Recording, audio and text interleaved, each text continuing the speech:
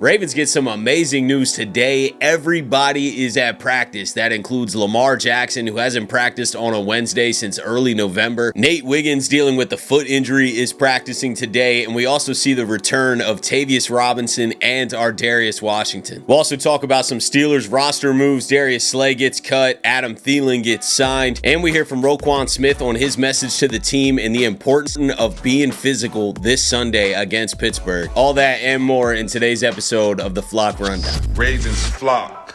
The Flock Rundown is the place to be.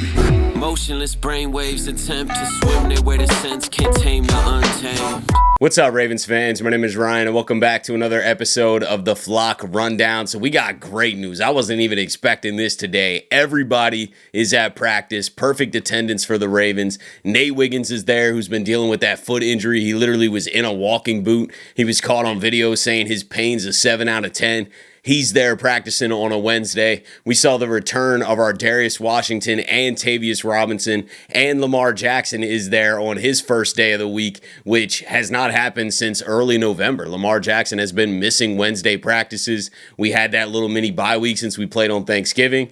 He's back on the first day of practice. Now, he was scheduled to speak to the media today and did not because he was getting treatment right after practice, but is scheduled to speak to the media later in the week, whether that be tomorrow or Friday. We should hear from Lamar, but we did not hear from him today. It was awesome to see Tavius Robinson and Darius Washington back out there on the practice field today. And to my surprise, John Harbaugh said that Tavius Robinson does not have a chance to play this Sunday, but Darius Washington does. Darius Washington's been out a long time, but is there a chance Tavius Robinson could play this week? Not a chance Tavius could play this week. Probably not. I would say. I mean, I think we'd be allowed to do it, but I'm not planning on doing that right now.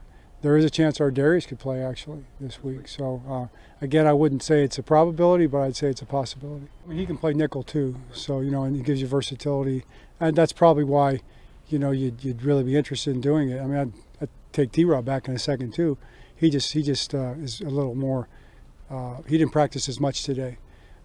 Darius went through the whole practice, so that was good. I really didn't think either of these guys would play this week since it's their first week back to practice, and maybe neither of them do. But I definitely thought if one would play over the other, it would be Tavius, just because Darius is coming back from a much more serious injury. That Achilles injury is no joke, and this is a pretty quick turnaround. We'll see how the rest of this week plays out and if Darius is able to go on Sunday. But either way, the Ravens have a nice injection of talent coming into this defense. Darius Washington and Tavius Robinson are boosts, are assets, are great depth, and Tavius was playing really good ball earlier in this season. Nice physical addition to the D-line, can set the edge, helps in the run game. And then Darius Washington is a versatile safety, not only for depth, but he can also play nickel as well if needed. If somebody gets banged up, we've been having to move a guy here and there anyway. If Kyle has to go out for a little bit, we have a depth option with Darius Washington, who plays like an absolute dog out there on the field. I can't wait to see both of these guys back. John Harbaugh was asked again about Emery Jones Jr. and playing left guard instead of right guard, and he said that Emery is most comfortable learning left guard right now and doesn't want to take on the option of going right guard unless it's an emergency situation, but wants to continue to learn left guard and probably compete for that starting job. I mean, I just saw Emery post this on Instagram that he's about to go on a run, which was awesome to see, and I wasn't sure if that rotation was going to continue or not, but I think it is. I mean, the way Harbaugh's talking, the way Emery's excited, and the fact that they are doing a rotation this late in the season, pretty much as soon as Emery was available. He practiced for a few weeks. They got him back up to speed. Then you saw the Ben Cleveland benching and Emery being activated. And then the following week, Emery is in a rotation, getting a couple drives at left guard with Voorhees. So I think the rotation may continue and could lead to a starting job later in the season. And I don't see any help coming to the right side because Emery isn't going to move over to right guard, it seems like. So who else is on the roster that's going to fill in at right guard?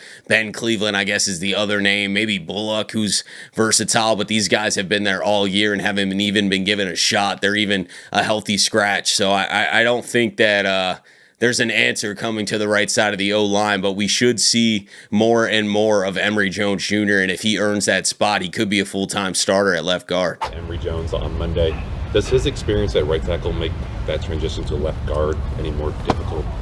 I don't know. It's a good question.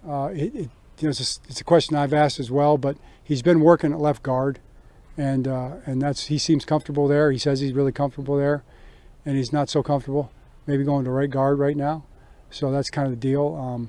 I think long term that'll be a conversation probably after. But for right now, we're going to focus at left guard, and the right guard thing would be more of an emergency type situation.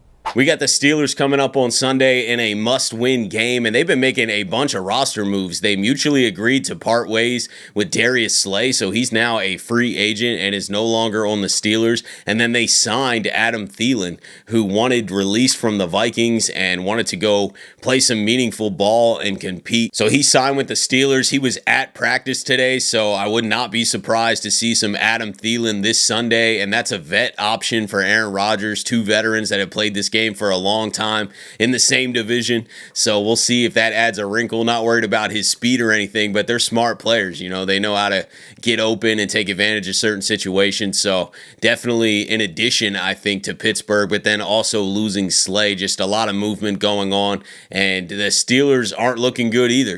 They've been kind of stumbling this whole season as well. Very inconsistent play, just like the Ravens have. So it's going to be an absolute showdown this Sunday at the Bank. I think it's a must-win game, man, just to even get the tide rolling here. You can't lose to the Bengals and then have another sloppy game and lose to Pittsburgh. I mean, that's just going in the absolute wrong direction and is not how you build momentum as a team. So I think the Ravens got to come out swinging and playing their best game this Sunday. Their backs are against the wall. Roquan talked about his message to the team this week and how to prepare for a physical game this Sunday. About physical meets physical, and who's more physical. That's what it boils down to, and that's what it's going to be at M&T Bank Stadium. So, if you love physicality, tune in. If you don't tune in. And I'm all about it. So I'll make sure I'm ready, and as I know I will be. It's more so about the moment that we have right now, and that was like a question I posed to the guys, more so like,